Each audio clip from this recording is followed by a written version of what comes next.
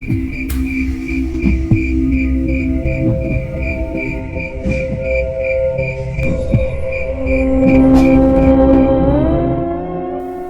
bukan karena Bima, anakku nggak bakal bisa sekolah lagi.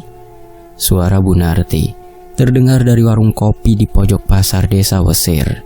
Tangannya sibuk menata gorengan, tapi matanya berbinar setiap menyebut nama itu. Betul Bu, sahut Pak Darmo, duduk di bangku kayu sambil menyeruput kopi. Waktu rumahku roboh kena angin, dia yang langsung ngasih bantuan. Gak ada minta balik. Orang sebaik itu jarang ada sekarang. Aku yakin almarhum orang tuanya pasti bangga punya anak sebaik dan sesoleh Bima. Bu Narti duduk di kursi plastik. Obrolan di warung kecil itu terus mengalir, dan nama Bima jadi topik utama. Pemuda itu tak hanya dikenal sukses, tapi juga berwajah teduh, tutur kata lembut, dan rajin beribadah. Tak ada yang menyangka 4 bulan lalu ia masih hidup pas-pasan, hanya mengandalkan upah dari pekerja serabutan. Rumah barunya berdiri megah di ujung jalan desa. Catnya putih bersih, pagar besi hitam mengkilap, dan halaman yang selalu tertata rapi. Mobil sedan hitam terparkir di depan, kontras dengan pemandangan desa yang sederhana. Bima sendiri sedang duduk di beranda rumahnya sore itu. Sarung kotak-kotak melilit kakinya, peci hitam menutupi kepala, dan di tangannya ada kitab kecil yang ia baca dengan khusyuk. Sesekali ia tersenyum menyapa warga yang lewat, meski tatapannya hanya singkat sebelum kembali menunduk. "Assalamualaikum Mas Bima," seru seorang anak kecil berusia 10 tahun, berlari sambil memegang kantong berisi beras. "Waalaikumsalam, Raffi," jawab Bima. Ia bangkit menghampiri. "Itu berasnya cukup yo. Jangan lupa ibumu suruh masak yang bergizi ya." "Iya Mas, terima kasih," jawab si bocah dengan senyum lebar sebelum melanjutkan langkahnya. Tak jauh dari sana, 2 perempuan yang sedang menjemur pakaian berbisik pelan. "Baik sih, tapi aneh juga. Katanya yang dia bantu banyak yang meninggal cepat loh," ujar salah satunya sambil menoleh kanan kiri. "Hus, nek ngomong ojo seru-seru. Jangan ngomong gitu keras-keras," sahut yang lain cepat. "Kalau didengar orang, bisa panjang urusannya loh." Bima berjalan kembali ke teras. Senyumnya masih terpasang, tapi jika diperhatikan lebih dekat, ada tatapan kosong sekilas di matanya, seolah pikirannya melayang entah kemana. Matahari mulai condong ke barat. Bayangan rumah memanjang menutup sebagian halaman. Dari dalam rumah, samar terdengar bunyi logam beradu, seperti rantai bergesekan. Bima menutup kitabnya, menatap pintu ruang belakang beberapa detik, lalu menarik nafas panjang. Tinggal selangkah lagi, gumamnya lirih. Hampir tak terdengar sebelum langkah masuk dan menutup pintu rapat-rapat. Di lain waktu, dong dong dong dong dong dong dong, suara kentongan dipukul bertalu-talu, memecah kesunyian pagi. Beberapa orang yang sedang lewat menoleh ke arah pos ronda, lalu melanjutkan langkah. Sebagian lainnya buru-buru keluar rumah. Wajah mereka masih sayu dan kantuk. Pak Nardi," teriak Bu Jamila yang baru pulang dari pasar bersama Bu Siti. "Ada apa? Kok pagi-pagi udah mukul kentongan? Bikin heboh kampung aja." Dengan wajah tegang, Pak Nardi menelan ludah. Itu Bu, Raffi, anaknya Pak Sueb, meninggal. Tadi pagi mayatnya ditemukan sudah membiru di rumah." Bu Jamila refleks menutup mulut dengan tangan, sementara Bu Siti langsung melotot kaget pada sahabatnya itu. "Loh, Pak Nardi, yang bener ngomongnya. Baru kemarin sore kita lihat dia masih sehat-sehat di rumah Bima kok.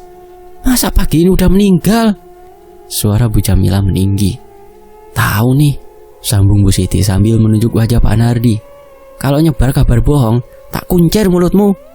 Pak Nardi buru-buru menepis tangan Bu Siti. "Hoaks apanya? Kalau ndak percaya datang aja ke rumah Pak Sueb. Kepala desa sama aparat juga sudah ada di sana kok." Suasana sejenak hening. Bu Jamila berbisik lirih. "Kira-kira Raffi sakit apa ya? Kok bisa tiba-tiba meninggal?" Bu Siti mendekatkan mulut ke telinga Bu Jamila. Jangan-jangan bener omongan orang. Bantuan Bima itu minta tumbal. Pak Nardi langsung mengibaskan tangan ke arah wajah Bu Siti, membuat perempuan itu kaget. Apaan sih Pak Nardi? Kalau ganjen gitu ntar tak laporin ke istrimu loh, semprot Bu Siti sambil cemberut. Pak Nardi menghela nafas panjang. Ibu-ibu, pagi-pagi jangan asal ngomong. Ora api, ora ilok. Lebih baik pulang dulu, masak buat keluarga. Setelah itu baru kita sama-sama ngelayat ke rumah Pak Sueb. Tanpa menunggu jawaban, Pak Nardi berjalan meninggalkan pos ronda. Bu Siti mendengus, bibirnya mengerucut, sementara Bu Jamilah hanya bisa menghela nafas.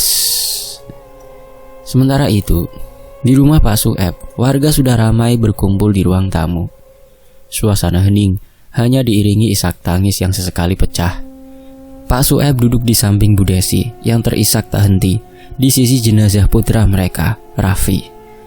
Sesekali Pak Sueb mengelus punggung istrinya, berusaha menenangkan meski wajahnya sendiri tampak muram. Sabar Bu, ikhlaskan Raffi. Dia sekarang sudah bahagia di sana, ucap Pak Sueb. Tangannya terus mengusap punggung Bu Desi. Bu Desi terus menangis, matanya masih menatap tubuh Raffi yang sudah tidak bernyawa. Bagaimana aku bisa tenang, Pak? Raffi anak kita satu-satunya. Dia putra kita, Pak. Suara Bu Desi bergetar. Air mata terus menetes dari kedua matanya. Sementara itu di dapur, beberapa ibu sibuk menyiapkan minuman hangat dan camilan untuk para pelayat. Di halaman, para bapak mengatur tempat untuk memandikan jenazah, menyiapkan tikar, serta ember berisi air. Beberapa pelayat saling menatap saat melihat kedatangan Bima. Ada yang menatapnya dengan curiga, ada pula yang memandangnya dengan penuh bangga. Permisi, ucap Bima. Tubuhnya membungkuk saat melewati beberapa pelayat. Bu Desi, Pak Sueb. Suara Bima terdengar lirih dari pintu. Ia masuk perlahan, menundukkan kepala dalam-dalam. Saya turut berduka cita atas kepergian Raffi. Padahal kemarin sore dia masih sempat mampir ke rumah saya, ambil beras. Saya tidak menyangka sekarang sudah begini. Bu Desi semakin terisak, menutupi wajahnya dengan kerudung. Pak Sueb menghela nafas berat, matanya berkaca-kaca. Bima menunduk, lalu merogoh saku kemejanya. Ia mengeluarkan sebuah amplop coklat tebal dan menyerahkannya dengan kedua tangan.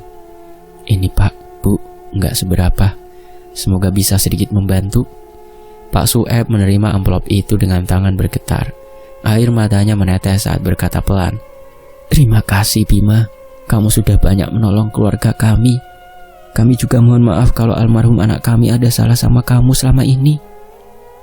Bima hanya tersenyum kecil, menunduk hormat, lalu bergeser bergabung dengan pelayat lain. Suasana rumah kembali tenggelam dalam duka.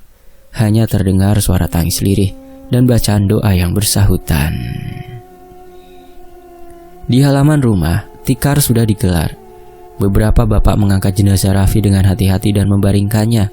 Pak Kasman, seorang pria paruh baya yang sudah berpengalaman, berdiri di sisi tubuh Raffi. Tangannya bergetar pelan saat mulai membuka kain kafan yang membungkus tubuh pemuda itu. Awalnya ia hanya menghela nafas panjang, mencoba menenangkan diri. Namun begitu kain tersibak, wajahnya langsung berubah pucat. Ya Allah, bisiknya lirih. Tangannya refleks menutup mulut, seakan menahan jerit. Beberapa bapak yang membantu ikut menunduk, penasaran. Kenapa Pak? Tanya salah seorang dengan kening berkerut. Pak Kasman menelan ludah. Matanya masih menatap tubuh Raffi dengan sorot kaget. Tubuhnya biru semua. Bukan cuma lebam dan ini. Ia menunjuk ke bagian dada. Seperti ada bekas jari, cekikan, jelas sekali. Orang-orang di sekelilingnya langsung saling pandang.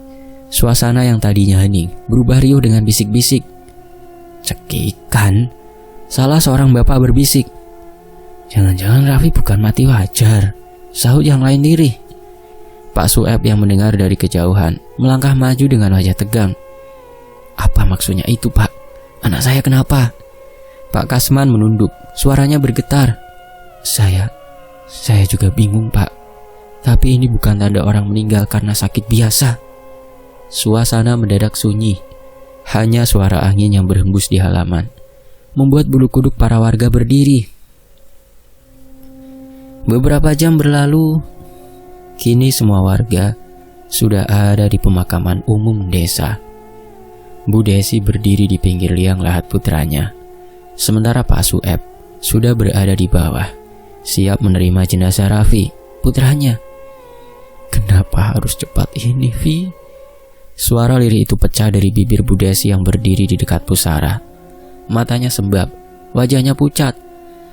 Orang-orang berdiri melingkar, sebagian memegangi payung hitam karena langit mendung seakan ikut berduka.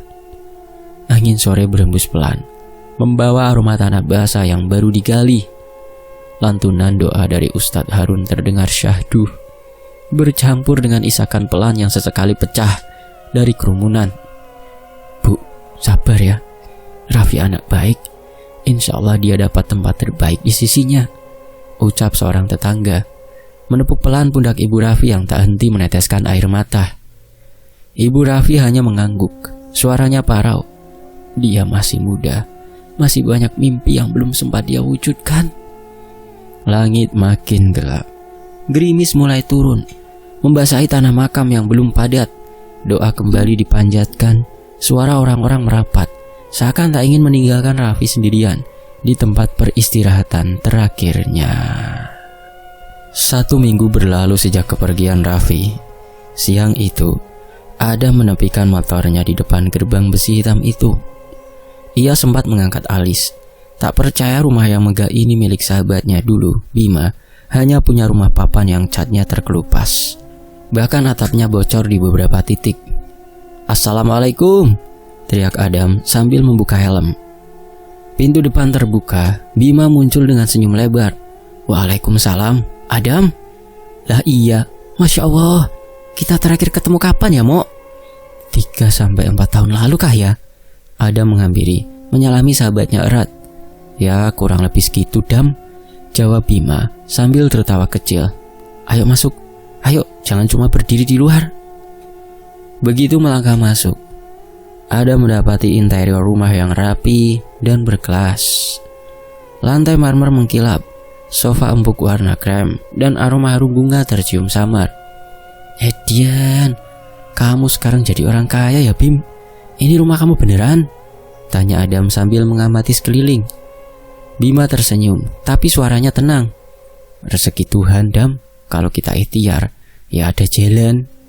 Adam mengangguk, tapi matanya tak lepas dari rak kaca di sudut ruangan. Ada beberapa bingkai foto warga desa yang ia kenal. Kebanyakan adalah orang tua, anak-anak atau keluarga kurang mampu. Ini foto siapa?" tanya Adam sambil menunjuk. "Orang-orang yang pernah aku bantu," jawab Bima singkat. "Aku suka simpan biar ingat sama mereka." Adam mengangguk pelan, meski ada rasa ganjil. Ia ingat sebagian wajah di foto itu, juga ingat kabar bahwa beberapa di antaranya sudah meninggal. Bima mempersilahkan Adam duduk, lalu masuk ke dapur. Suara panci dan sendok terdengar samar. Adam menunggu matanya terus menjelajah ruangan. Ada pintu kayu di sisi belakang rumah, sedikit terbuka, dan dari celahnya ia melihat cahaya redup seperti lampu minyak. "Ayo, ini kopinya." Bima kembali membawa nampan. "Kopi sama pisang goreng, biar enak." Adam tersenyum, menerima cangkir. "Bim, kamu sehat-sehat aja kan? Maksudku kok jarang keluar rumah. Warga cerita kamu sibuk banget." Bima tertawa ringan. "Jangan percaya omongan orang, Dam. Aku kerja di rumah juga bisa. Lagi pula aku gak mau terlalu banyak nongkrong. Lebih baik waktu dipakai buat ibadah dan kerja." Obrolan berlanjut ke masa lalu, tentang sekolah, tentang kenakalan kecil mereka dulu, dan tentang bapak dan ibu Bima yang baik hati. Adam sempat menyinggung soal kepergian almarhum. Bima mendadak terdiam beberapa detik. Senyumnya hilang. Matanya menatap ke arah cangkir kopi. "Ibu meninggal itu berat banget buatku, Dam. Tapi dari situ aku belajar kalau kita tidak boleh buang-buang waktu." Adam mengangguk pelan. "Aku ngerti, Bim. Tapi serius, aku bangga sama kamu sekarang." Mereka makan dan minum sambil bercanda, tapi ada satu hal yang membuat Adam tak nyaman. Setiap kali ada hembusan angin dari belakang rumah, aroma melati yang sangat kuat ikut masuk, bercampur dengan bau anyir yang samar. "Bim, "Kamu nanam melati di belakang ya?" tanya Adam. "Ah, cuma beberapa pot," jawab Bima cepat, lalu memalingkan wajah. "Kenapa?" "Enggak, cuma baunya kuat banget." Bima tertawa singkat, tapi tawanya terhenti ketika terdengar suara klang, klang, seperti rantai ditarik dari arah pintu belakang. Adam spontan menoleh. "Ah, itu suara jemuran besi kebentur angin," ucap Bima buru-buru. "Di belakang kan ada jemuran besar." Adam mengangguk, tapi pandangannya tetap ke arah pintu. Sesaat ia merasa seperti ada bayangan bergerak di balik celah. Malam semakin larut. Udara dingin merambat masuk lewat celah jendela, membuat suasana rumah itu terasa hening dan menenangkan. Adam sempat melirik jam di pergelangan tangannya. Jarum panjang sudah hampir menyentuh angka 12. Jarak rumahnya yang cukup jauh membuat ia enggan memaksakan diri pulang malam-malam begini. "Kalau gitu, aku nginep di sini aja ya," ucap Adam pelan. Suaranya terdengar lelah. Bima mengangguk sambil tersenyum tipis. Ia langsung menuntun Adam ke lantai atas. Tangga kayu berderit pelan setiap kali diinjak, sementara cahaya lampu redup mengikuti langkah mereka. "Ini kamarnya," kata Bima sambil membuka pintu kamar tamu. Ruangan itu bersih dan rapi. Sprei putih sudah terhampar mulus, bantal tersusun rapi, dan selimut tebal terlipat di ujung ranjang. Aroma kayu bercampur wangi sabun cuci tercium samar. Adam menaruh tas kecilnya di meja. Matanya berkeliling mengamati seisi kamar. "Wah, rapi banget. Kayaknya aku bisa tidur nyenyak di sini," ucap Adam sambil tersenyum lega. Bima berdiri di ambang pintu, menepuk kusen kayu pelan. "Kalau ada apa-apa panggil aja. Kamar aku di bawah," katanya singkat. Adam menoleh lalu mengangguk. "Iya, makasih banyak Bim."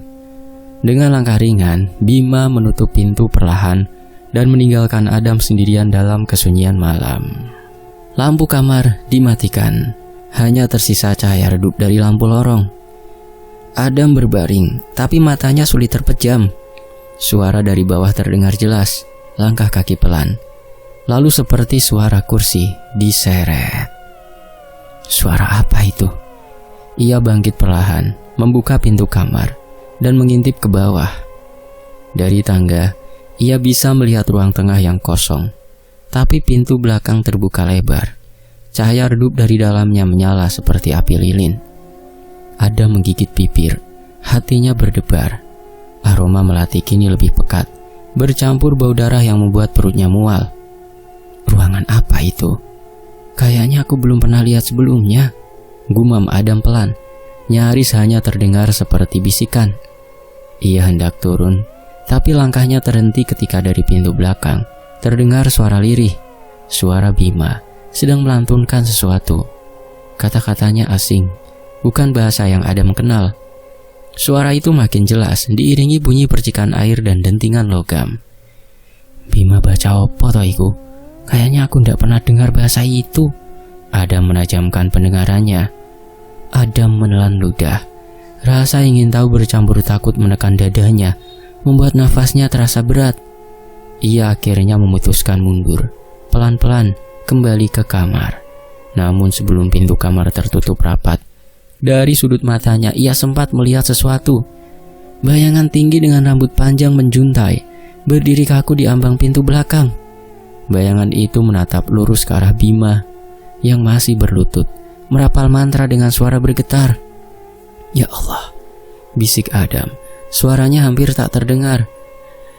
Dengan tangan gemetar, ia menutup pintu kamar secepat mungkin. Jantungnya berdentum kencang, seperti hendak meloncat keluar dari dadanya. Malam itu, Adam tak bisa memejamkan mata. Ia hanya berbaring, tubuhnya kaku, mata menatap langit-langit kamar yang gelap. Sesekali ia mendengar desir angin lewat celah jendela, bercampur dengan samar suara Bima di luar sana. Pagi itu, Adam duduk di meja makan sambil mengaduk teh yang sudah dingin. Matanya sayu, tanda semalaman tak tidur. Bima muncul dari ruang belakang dengan wajah segar, seakan malam tadi ia tidur nyenyak. "Kurang tidur kamu, Dam?" tanya Bima sambil menuang kopi. Adam memaksa tersenyum. "Iya, agak susah lelap. Suara anginnya kenceng banget semalam." Bima menatapnya beberapa detik, lalu tertawa kecil. "Udah biasa di sini. Kalau malam, angin dari laut suka begitu." Adam hanya mengangguk, tapi di dalam kepalanya, ia masih terbayang bayangan tinggi berambut panjang yang sempat dilihatnya di pintu belakang. Hari itu, Bima mengajak Adam keliling desa.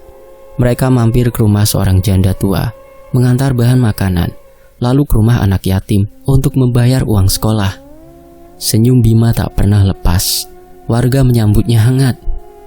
"Lihat kan, Dam, hidup itu indah kalau kita bisa bermanfaat," kata Bima sambil memacu mobilnya pelan. Adam hanya menggumam, "Iya indah," tapi pikirannya sibuk menimbang sesuatu. Hari itu malam turun begitu cepat. Adam sengaja tidur lebih awal, pura-pura kelelahan. Tapi begitu suara langkah Bima menjauh dari kamarnya, ia membuka mata. Jam dinding menunjukkan pukul 12 lewat sedikit. Ia hanya menunggu beberapa menit. Akhirnya bangkit. Lorong rumah temaram. Hanya suara detak jam dan desiran angin dari luar yang terdengar. Kreng. Tangga kayu berderit di setiap langkahnya.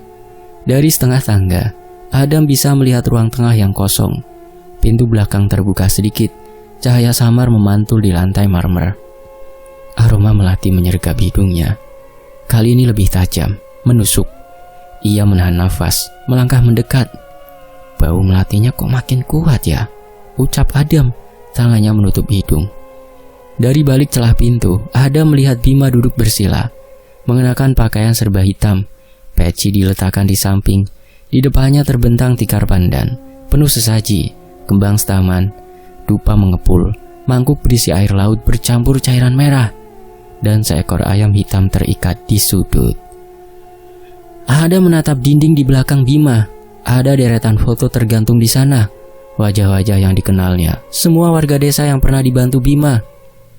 Dan sebagian besar sudah meninggal. Nafas Adam tercekat ketika matanya berhenti pada satu foto di tengah. Itu fotonya sendiri. Adam bergumam lirih, nyaris tanpa suara. "Ya Allah, apa-apaan ini?" Ia mundur setapak, keringat dingin membasahi pelipis. Suara Bima tiba-tiba terdengar berat, seperti keluar dari tempat yang bukan tenggorokannya. "Darah sudah kuterima, tumbal sudah kutuntut. Satu lagi akan menyempurnakan janji." Adam menutup mulutnya, menahan rasa takut. Ia berbisik panik pada dirinya sendiri. Dia pakai ilmu hitam dan aku yang berikutnya." "Nyai Ageng, hamba sudah menyiapkan tumbal berikutnya. Terimalah dan limpahkan rezeki seperti janji." Dari sudut ruangan, bayangan mulai bergerak. Perlahan, sosok perempuan tinggi bergaun hijau lusuh muncul. Rambutnya panjang menjuntai, sebagian menutupi wajah pucatnya. Matanya merah, menatap lurus ke arah sesaji. Ada menutup mulut dengan tangan, menahan nafas. Jantungnya berdentum keras di telinga. "Ini fotonya, Nyai." Bima mengangkat fotonya Adam dengan kedua tangan, lalu meletakkannya di depan mangkuk berisi cairan merah. "Besok malam ambillah nyawanya." Sosok itu bergerak mendekat. Jemarinya yang panjang dan pucat menyentuh foto itu. Lalu aroma amis semakin pekat. Dupa berguncang, nyala lilin bergetar, dan udara di ruangan menjadi dingin membeku. Adam mundur perlahan, tapi ujung kakinya menyentuh vas kecil di dekat pintu. Vas itu goyah, jatuh, dan pecah berderai. Bima spontan menoleh. Siapa di sana?" Adam tak menunggu. Ia langsung berlari ke arah tangga. Bima bangkit, langkahnya cepat. Tapi Adam sudah tiba di lantai atas, masuk ke kamar, dan mengunci pintu rapat-rapat. "Adam!" teriak Bima dari bawah. Suaranya berubah serak, seperti bukan miliknya sendiri. "Kau lihat apa?" Adam menahan nafas, berdiri di balik pintu, sambil memegang gagang pintu erat-erat. Dari luar, terdengar langkah kaki berat mendekat, lalu berhenti tepat di depan kamarnya. Suara nafas Bima terdengar berat, teratur, namun ada desis halus di sela-selanya. "Tidurlah, Dam. Kau aman di sini." Suara itu terdengar lebih rendah, seperti bujukan yang tak wajar. Adam tak menjawab. Langkah itu akhirnya menjauh. Ia duduk di lantai, lututnya lemas, kepalanya penuh pertanyaan dan rasa takut. Hanya satu yang pasti, ia harus keluar dari rumah ini sebelum malam esok. Pagi itu, Adam pura-pura bersikap biasa. Ia sarapan bersama Bima, ikut bercakap tentang hal-hal ringan. Meski setiap suap nasi terasa seperti batu di tenggorokannya. "Dam, nanti sore aku ada urusan di luar," kata Bima sambil menyeruput kopi. "Kalau mau keliling desa sendiri, silahkan." Adam mengangguk, tersenyum tipis. "Ya, mungkin aku mau mampir ke rumah Pak Lurah." Padahal tujuannya jelas bukan Pak Lurah. Begitu Bima pergi, Adam mengambil motornya dan melaju ke ujung desa, ke rumah Ustadz Harun. "Assalamualaikum," ucap Adam sambil mengetuk pintu. Rumah Ustadz Harun sederhana, berdinding papan tapi bersih. Adam mengetuk pintu, lalu suara berat namun ramah menjawab dari dalam, "Waalaikumsalam." Pintu dibuka perlahan, suara engselnya berderit panjang. Seorang pria dengan menggunakan peci dan baju koko putih muncul dari balik pintu. "Adam," ucap Ustadz Harun. Wajahnya seolah mengingat sosok Adam. "Adam, kamu Adam putranya Pak Mail kan? Yang pindah di desa sebelah?" "Iya Pak Ustadz, saya Adam, putranya Pak Mail," ucap Adam sambil menunduk hormat. Ustadz Hasan yang sudah berusia separuh baya itu tersenyum hangat. "Masya Allah, ternyata kamu sudah besar sekali, Nak. Ayo, mari. Ayo, kita masuk ke dalam, biar enak ngobrolnya." Adam mengikuti langkah Ustadz Hasan masuk ke ruang tamu sederhana itu. Bau kopi hitam tercium samar dari dapur, sementara di dinding tergantung beberapa kitab kuning dan foto-foto lama. Suasana rumah terasa teduh, menenangkan hati Adam yang sempat gelisah.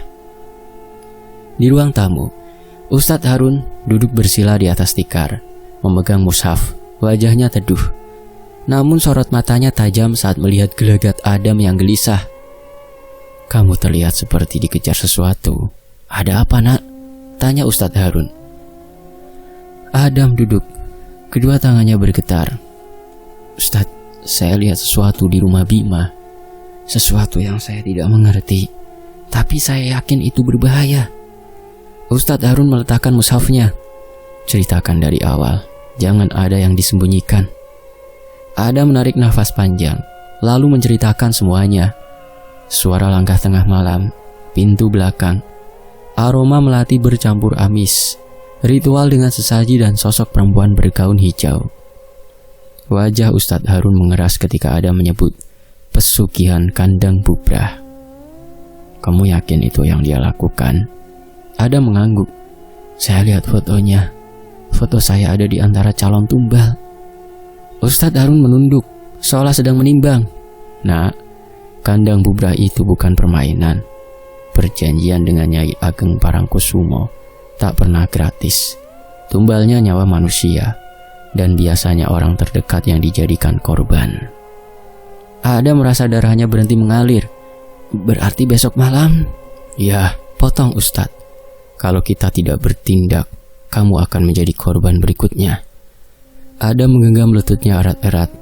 "Ustadz, saya tidak mau cuma lari. Saya mau hentikan ini, biar tidak ada korban lain." Ustadz Harun memandangnya dalam. "Itu pilihan berani dan berbahaya. Sekali ritualnya terganggu, Nyai Ageng akan marah. Dia bisa menuntut nyawa siapapun, termasuk kita." Adam menelan ludah, tapi mengangguk mantap. "Saya nggak mau diam." Ustadz Harun berdiri, berjalan ke lemari, lalu mengambil sebuah kotak kayu kecil. Di dalamnya ada beberapa benda, segenggam garam kasar, keris pendek berbalut kain putih, dan botol kecil berisi minyak harum. "Ini perlengkapan yang akan kita pakai," jelas Ustadz Harun. "Garam untuk memutus lingkaran ritual, minyak harum untuk mengusir makhluk yang menempel. Keris ini hanya dipakai kalau kita benar-benar terpojok." Adam memandangi keris itu. "Ustadz, kita beneran bisa melawan dia? Kita bukan melawan makhluk itu, jawab Ustadz Harun. Kita memutus perjanjiannya. Begitu tumbalnya gagal diambil, ikatan Bima dengan Nyai Ageng akan pecah, tapi taruhannya Nyai akan menagih nyawa dari Bima sendiri. Adam terdiam, rasa iba muncul di dadanya. Berarti Bima akan mati? Ustadz menatapnya lama. Dia sudah memilih jalan itu, nak. Sore menjelang, Adam kembali ke rumah Bima dengan wajah dibuat senormal mungkin. Bima menyambut seperti biasa, bahkan menawarkan makan malam bersama. Aku tadi ke rumah Pak Lurah, titip salam buat kamu, kata Adam pura-pura. Bima tersenyum kecil. Bagus, oh ya, nanti malam aku ada wirid khusus, jadi mungkin kamu akan dengar suara-suara. Jangan kaget ya, Dam. Adam memaksa tertawa. Iya, aku udah biasa dengar kamu wirid kok.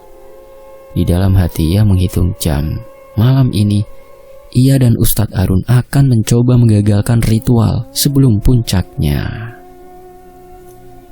Jam menunjukkan pukul 11:30.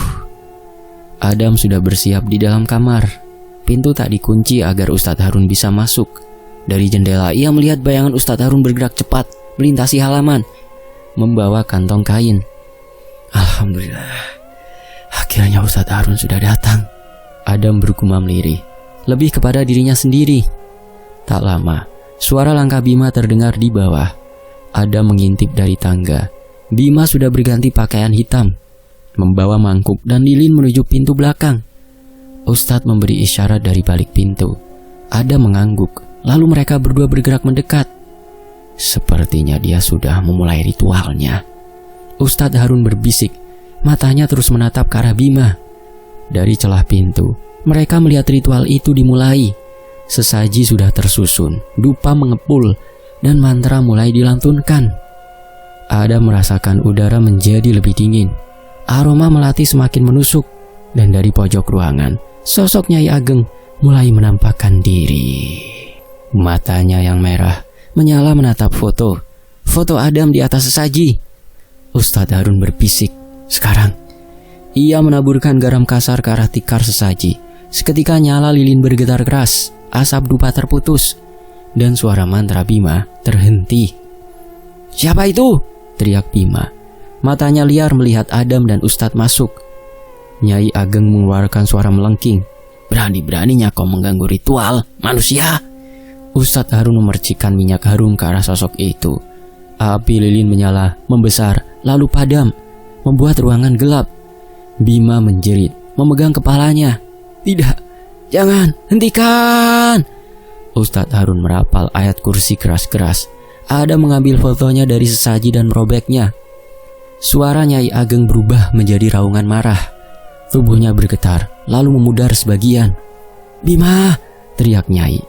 Janji harus dibayar. Tubuh Bima terpental ke belakang, mulutnya mengeluarkan darah hitam. Ustadz Harun menarik Adam.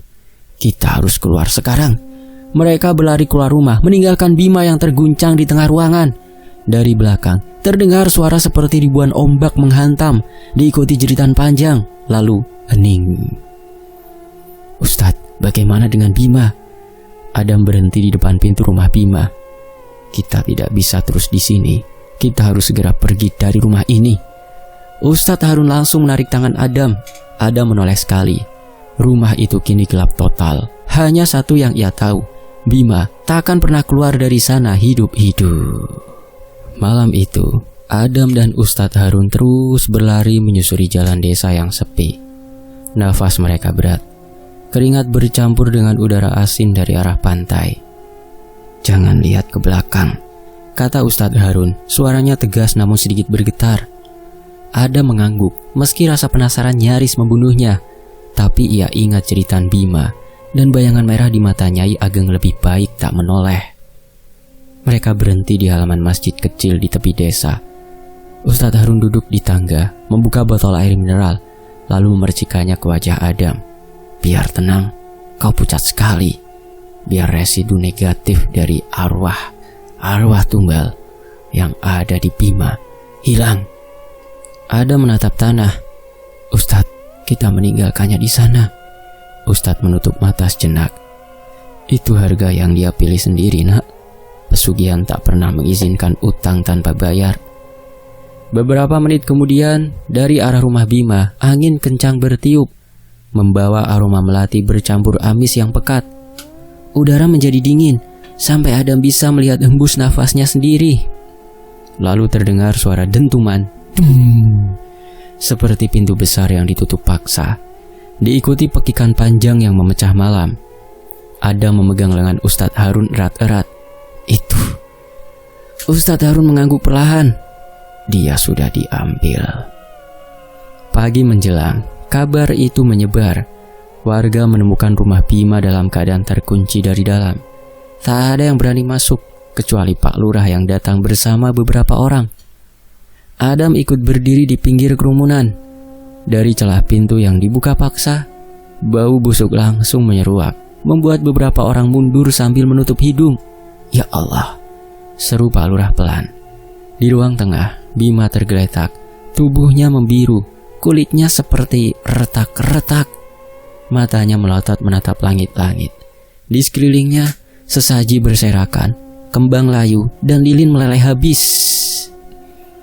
Tapi yang paling membuat bulu kuduk berdiri, bekas telapak kaki basah berukuran besar terlihat jelas di lantai, mengarah ke pintu belakang, lalu menghilang di udara. Seorang ibu berbisik, "Itu langkah Nyai Ageng." Adam merasakan perutnya mual. Ia menoleh ke arah Ustadz Harun yang berdiri di sisi halaman. Tatapannya kosong namun tegas, seolah sudah menduga semua ini. Siang itu jenazah Bima dimandikan dan dikafani terburu-buru. Tak ada keluarga yang hadir, hanya beberapa warga dan teman lamanya. Adam ikut mengangkat keranda bersama 3 orang lainnya. Di pemakaman, liang lahat sudah siap. Awan mendung menggantung berat di langit. Angin dingin berembus, membuat orang-orang merapatkan sarung dan jaket mereka. "Cepat sekali dimakamkannya," bisik salah seorang warga pada temannya. "Iya, seperti orang tidak mau lama-lama sama mayatnya," sahut yang lain dengan suara serak. Adam menunduk, keringat dingin mengalir di pelipis meski angin menusuk. Ia berbisik pelan pada bapak di sampingnya. "Pak, tidak ada keluarganya yang datang?" Bapak itu menggeleng. "Tidak ada. Katanya semua sudah lama pergi merantau. Sejak kepergian kedua orang tuanya, Bima hanya tinggal sendirian di desa ini." Saat tanah pertama ditaburkan ke atas jenazah, seekor burung gagak hitam melintas rendah di atas liang lahat. "Wow!" Suaranya parau, memecah hening. "Duh Gusti, gagak ireng!" bisik seorang ibu sambil menutup mulut. "Pertanda apa lagi ini?" gumam warga lain dengan wajah cemas. Beberapa orang saling pandang, gelisah. Adam meremas tangan kirinya sendiri, wajahnya pucat. Dalam hati ia berbisik lirih, "Nyai Ageng, jangan-jangan dia memang sedang menonton dari jauh." Seorang bapak menoleh pada Adam. "Nak, kamu kenal dekat sama almarhum ya?" Adam menghela nafas, lalu mengangguk perlahan. "Iya Pak, lebih dekat dari yang seharusnya." Setelah pemakaman selesai, Adam duduk di serambi masjid bersama Ustadz Harun. "Ustadz," suara Adam lirih, "kenapa Bima yang dulu baik bisa sampai begitu?" Ustadz Harun menarik nafas panjang. Kebaikan tanpa keteguhan hati bisa goyah saat diuji kesulitan. Setelah ibunya meninggal, Bima sendirian, tertekan, dan mungkin merasa doa-doanya tak dijawab secepat yang dia mau. Disitulah godaan datang. Adam menunduk. "Saya hampir gak percaya orang seperti dia." "Setan tak memilih korban berdasarkan sifat baik atau buruk, nak. Dia memilih mereka yang sedang lemah," jawab Ustadz Harun sambil menepuk bahu Adam. Malam itu Adam yang sudah pulang ke rumahnya tetap tak bisa tidur. Meski pemakaman selesai, perasaan bahwa ada sesuatu yang masih mengawasinya membuatnya gelisah. Sekitar pukul 2 dini hari, angin berdesir di luar jendela. Bersamaan dengan itu, aroma melati samar menyusup ke dalam kamar. Tubuh Adam menegang. "Tidak, jangan lagi," gumamnya lirih. Ia bangkit perlahan, membuka sedikit tirai jendela. Di luar jalan tampak remang. Tak ada siapapun, hanya bayangan pepohonan bergoyang. Namun pandangan Adam jatuh pada tanah di depan rumah. Jelas terlihat bekas telapak kaki basah meninggalkan jejak yang mengarah tepat ke pintunya. Adam terbelalak. Astagfirullah, siapa itu? Bisiknya. Ia buru-buru mundur, menutup tirai rapat-rapat, lalu bergegas mengambil wudhu. Air dingin menyentuh wajahnya, sedikit menenangkan. Ia menggelar sajadah, duduk bersila, lalu mulai membaca ayat kursi. Suaranya bergetar. Ya Allah, lindungi aku. Jangan biarkan mereka mendekat lagi. Bacaan itu ia ulang-ulang, semakin cepat, semakin mantap. Perlahan, aroma melati yang menusuk itu memudar, bersama suara angin yang berhembus, menjauh, dan langsung menghilang. Di lain waktu, Adam, ayo sarapan dulu. Mumpung nasi uduknya masih hangat. Suara Bu Sri memanggil dari dapur. Adam yang baru saja menimba air di sumur, meletakkan timba di samping, dan tersenyum kecil. Iya Bu, sebentar lagi aku masuk. Desa Wesir pagi itu tampak damai. Matahari perlahan naik menyinari sawah yang membentang hijau. Ayam-ayam berkokok, anak-anak kecil berlarian menuju sekolah dengan seragam putih merah mereka. Tidak ada lagi kentongan yang dipukul terburu-buru. Tidak ada lagi bisik-bisik ketakutan yang membayangi rumah mereka.